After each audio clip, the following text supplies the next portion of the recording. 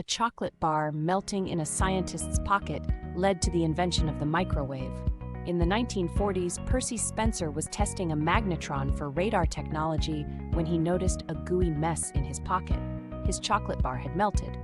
Intrigued, Spencer realized the microwaves from the magnetron could cook food and quickly began experimenting with popcorn kernels and even an egg, which famously exploded in his colleague's face.